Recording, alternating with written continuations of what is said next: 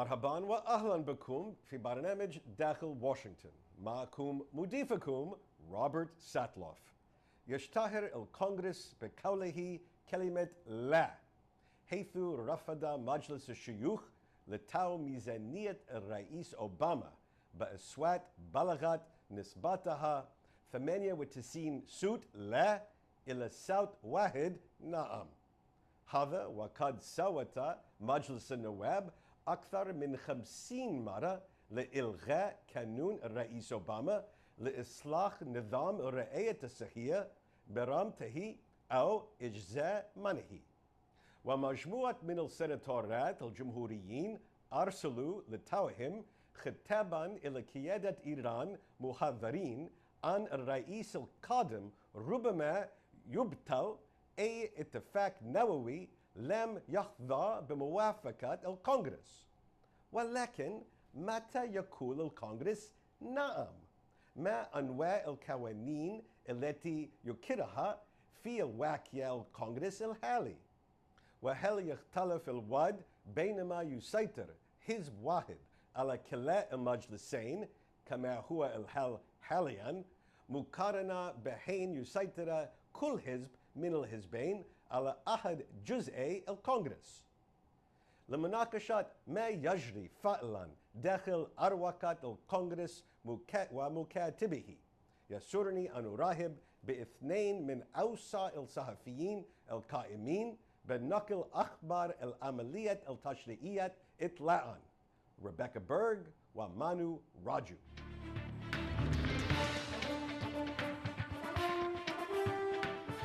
Welcome back to Dakhil, Washington. I'm sitting here with Manu Raju and Rebecca Berg talking about Congress, what it does and what it doesn't do. Thank you very much for joining us this morning. Great to be here. Thank you. So we're almost 100 days into this new Congress, the traditional mark of judging what institutions and people do.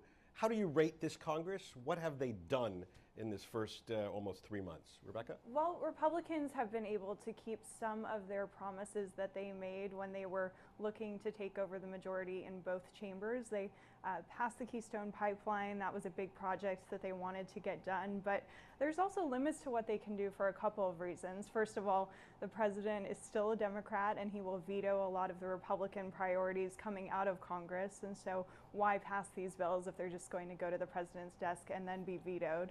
And then you have the issue of the conservative wing of the Republican Party, which in particular in the House of Representatives makes it very tough to pass even Republican priorities because they make demands, this conservative wing of the party, and sometimes won't go along with Republican leaders such as House Speaker John Boehner.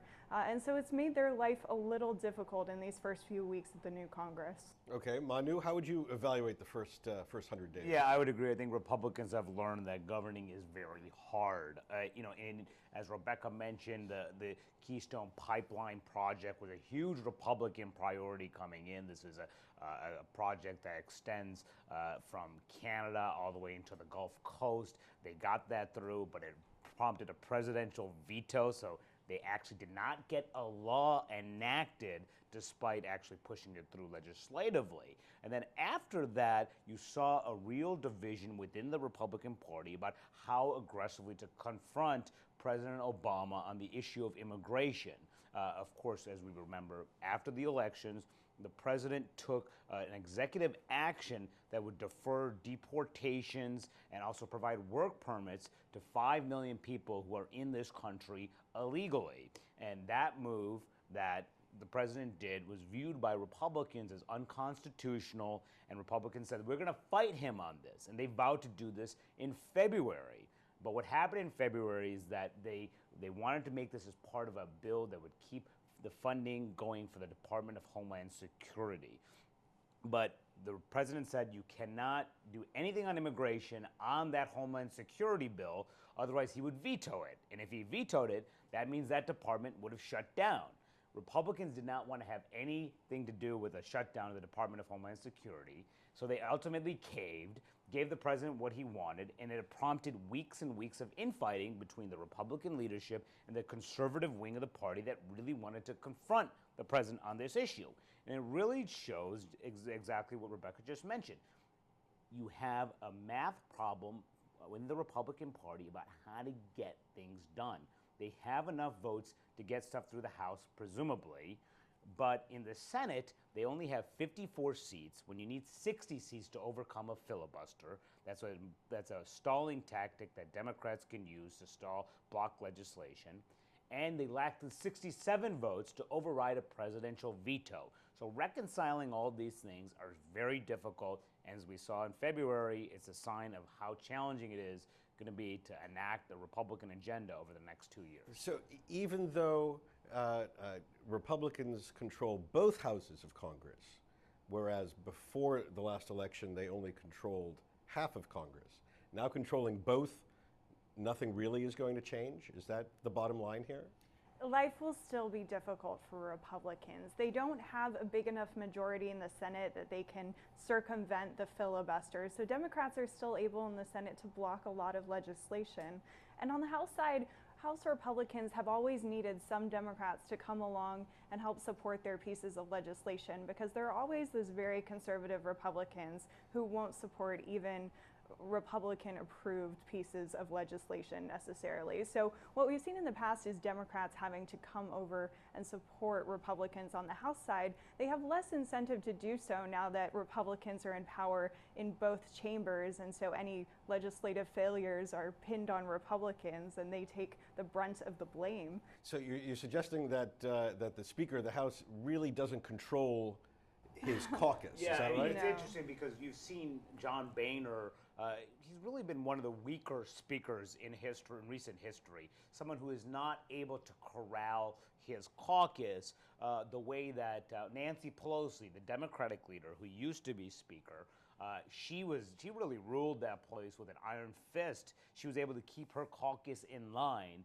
Boehner has had a much harder time to do so for a variety of reasons, one of which is that a lot of the folks who were elected came in the Tea Party wave of 2010 and afterwards, and they believed they owed that party leadership, they didn't owe them anything, and that they actually wanted to go and stick it to the party leadership. So he has a very difficult job of keeping his party in line, particularly when it comes to very, very difficult things that they need to get passed, but such as spending and funding the federal government, but which the conservative wing believes they can use as leverage to force the president to bend. It's a real division over tactics, and that's what we're going to see probably again and again in the coming months.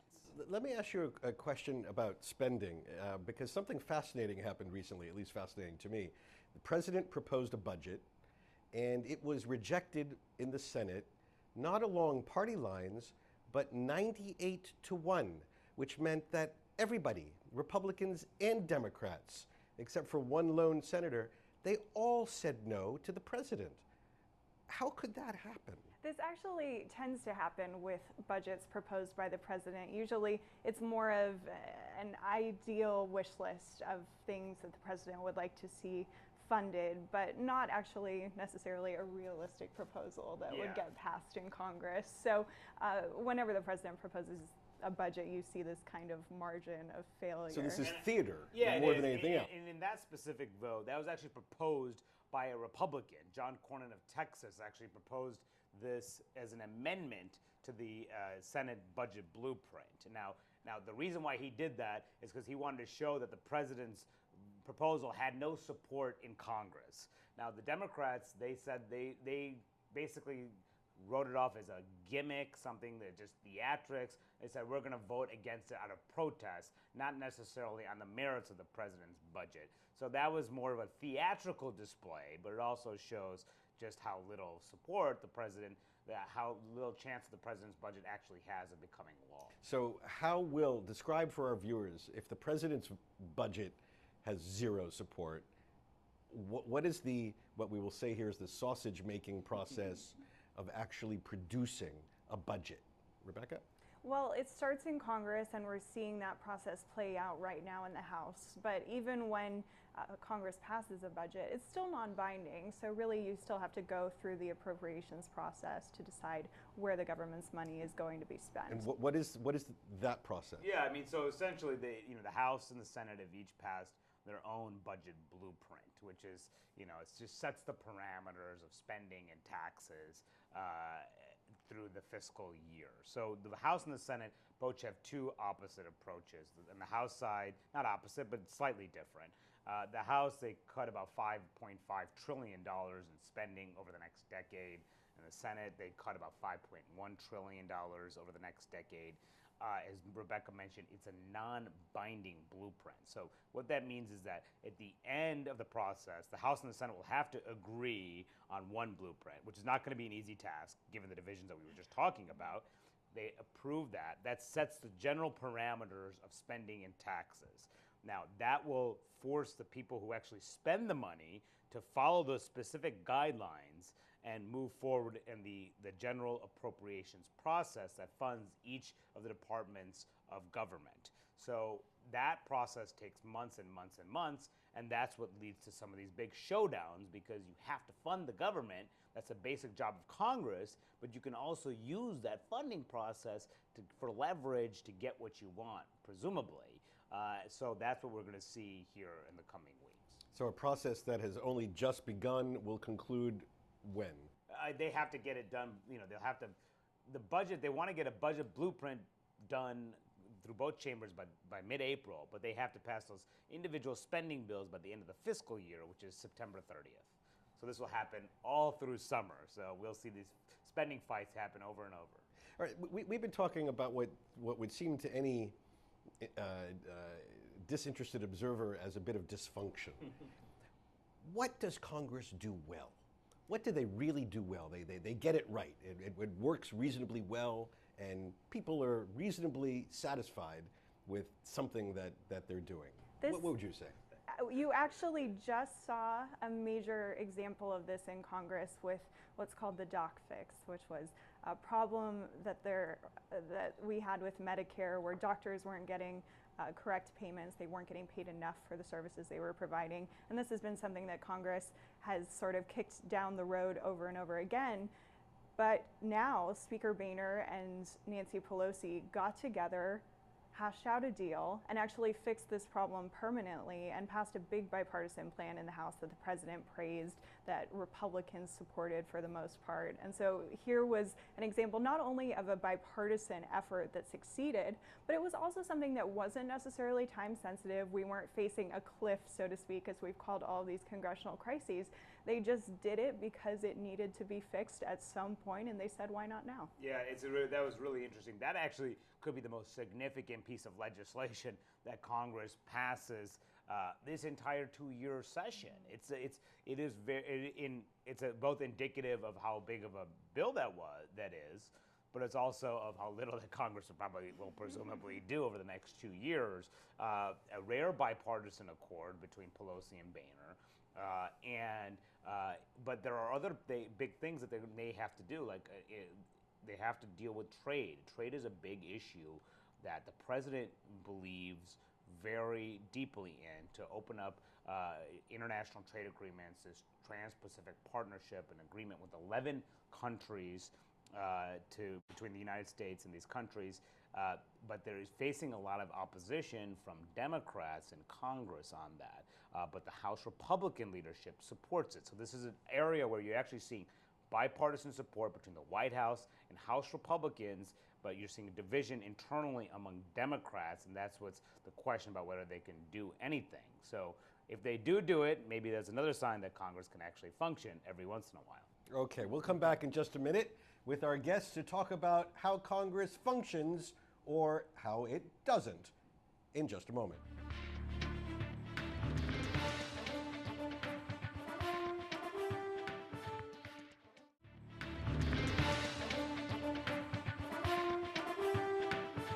Manu Raju is a senior congressional reporter at Politico. Previously, he covered the Senate leadership for the Hill newspaper, and before that, he reported for Congressional Quarterly, writing about energy and environmental issues. Rebecca Berg, sitting to his right, is a political correspondent for the Washington Examiner. She has written previously for BuzzFeed, very popular new website, and the New York Times, a very popular old newspaper. So we've been talking about Congress as an institution. Let's talk about the people. What makes an effective congressperson? We know what gets them elected. What makes them an effective legislator? You know, you have to be a deal maker, and you know, there's a difference right now in between members who believe that they should be someone who's willing to compromise, willing to cut deals on, you know, and go against their own fundamental beliefs sometimes in order to get something done, because the institution is designed to force compromise. Rarely does one side have enough power to push through their hardline ideological agenda. So what you're seeing is a difference in style among members of Congress. You have folks who are willing to cut deals and try to get stuff through, and there are folks who are much more ideologically driven and more message driven and will not refuse to get off those messages. And that's what creates kind of the tension points between both on the Democratic side and the Republican side. You have those different types of members who believe they came to Congress for two different reasons.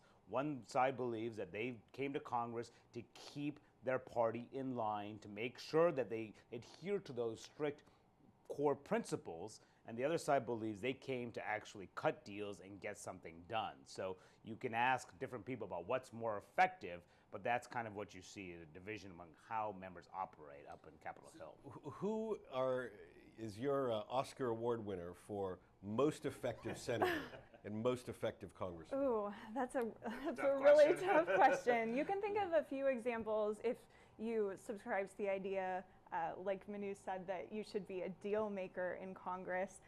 You could really come up with a few examples of senators like that. Actually, one person who is no longer in the Senate who was a great example was Vice President Joe Biden, who has actually, in his role as Vice President, helped craft a few deals among senators in Congress, because he is a very old-fashioned type of politician. But Mitch McConnell, very smart, very much subscribes to this art of the deal. Lindsey Graham is one. He's currently running for president as a Republican, and he is also very old-fashioned, very pragmatic in the way he approaches deal-making in the Senate. So you see a number of these people on the Senate side, but it's a lot of the newer legislators who are the more ideologically driven ones. This is really a new phenomenon that we've seen grow since 2010, since the Tea Party wave election that sort of ushered Republicans into the majority in the House. And you've seen that also grow on the Senate side with senators like Ted Cruz, who are in it more for the fight than necessarily legislative outcomes. And who are your candidates for effective legislators? You know, that's actually, Rebecca probably hit several of the people that I was going to mention. Lindsey Graham, in terms of, you know, he's a South Carolina Republican, very conservative senator, but he's willing to cut deals and work on issues ranging from climate change to immigration, things that are very difficult, particularly among Republicans, to deal with, because if they cut a deal on, say, immigration, the Republican base will not be happy about it, and they're going to fight very aggressively to try to take that person out in the next election. So he is a kind of, he and one of his close friends, John McCain, who has long been in that kind of mold of deal-cutting type senators, has been very effective as well. You know, but I don't want to discount some of those more message-driven members. I mean, those folks have affected the debate in such a way that that their party has to recognize that particularly on the Republican side. A former member, say Jim DeMint, he's a South Carolina conservative. Now he's the head of a conservative think tank called the Heritage Foundation in Washington. And when he was in office, he did not accomplish anything. He got no bills done. But he was one of the first Tea Party type members who really tried to hold his party's feet to the fire, and he was effective in driving the debate within the party about whether or not to compromise with Democrats. So in that sense, he was effective, even if he got zero laws to his name. Now, there are quite a few members of the Senate especially who are either already running for president or soon will announce that they're running for president on the Republican side, and a few years ago it was on the Democratic side. what does it do to you in the Senate when you are a presidential candidate? What does it do to your effectiveness in the Senate? How do your fellow senators begin to view you? And how does that change the dynamic of the body itself? Well, I would say it depends on the senator. A senator like Lindsey Graham probably is not going to change very much. He is who he is, and what you see is kind of what you get with him, and he likes the Senate. So he's not running for president necessarily because he's sick of being a senator, but he thinks that his work in the Senate has earned him that promotion. But if you look at someone like Ted Cruz, for example, who is another presidential candidate, he just announced his candidacy for president, was the first Republican to do so. He could actually be an interesting senator to watch in the Senate because his brand so far has been, as a firebrand, as this loud and noisy presence in the Senate who hasn't really gotten anything done but has fought the fight. Okay, thank you both very much for joining us for this fascinating discussion of Congress. Look forward to having you back here on Dakhel, Washington. بهذا نصل إلى نهاية هذه الحلقة من برنامج داخل واشنطن. إذا كانت لديكم أي استفسارات أو تعليقات حول هذه الحلقة وخاصة حول فعالية الكونغرس ومستحقاته، أرجو أن تراسلوني مباشرة على عنوان البريد الإلكتروني التالي insidewashington@alhurra.com. معكم روبرت ساتلوف، شكرا لكم وإلى اللقاء.